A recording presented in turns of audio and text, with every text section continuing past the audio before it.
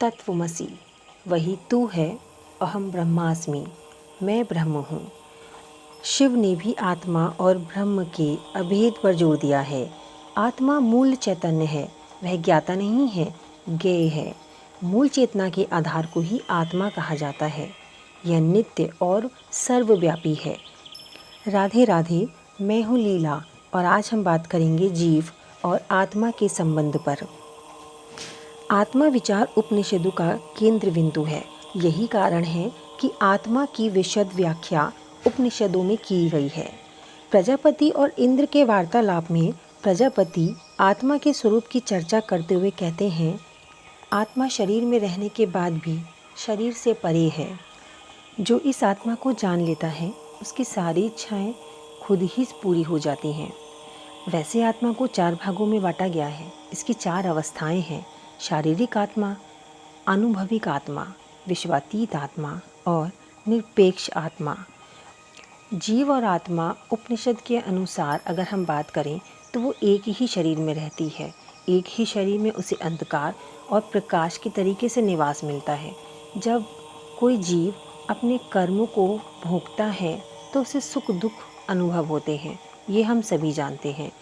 लेकिन आत्मा बिल्कुल इसके विपरीत है, वो बिल्कुल इसके उलट है।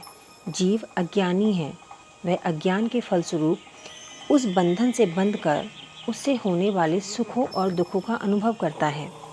वहीं आत्मा इन सभी से परे है, वो बहुत ज्ञानी है। आत्मा एक शरीर में रहने के बाद भी उससे जुड़े दुखों का अनुभव नहीं करती, क्योंकि आत्मा कर्म और पाप के पुण्य से परे है। वह जीवात्मा के अंदर रहकर भी उसके किए हुए कर्मों का फल नहीं भोगती। आत्मा जीवात्मा के भोगों का उदासीन साक्षी है मात्र। बस वो देखती रहती है कि जीव क्या कर्म कर रहा है और कैसे उन्हें भोग रहा है। आत्मा मात्र सुख और दुख की साक्षी है। आत्मा शरीर, इंद्रिय, मन, बुद्धि इन सभी से परे है। वह ज्ञाता है, वह करता है, वह भोगता है। उसका पुनर्जन्म होता है।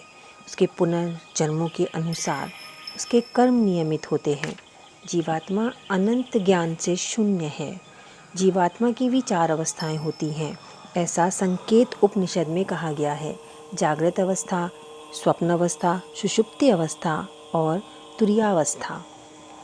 मांडूक्य उपनिषद में आत्मा की इन 4 अवस्थाओं का अच्छे से उल्लेख किया गया है। वहीं छांदोग्य उपनिषद में विवेचित आत्मा की अलग अलग अवस्थाओं का विवरण मिलता है। प्रजापति ने आत्माओं की विशेषताओं का विवरण करते हुए कहा कि आत्मा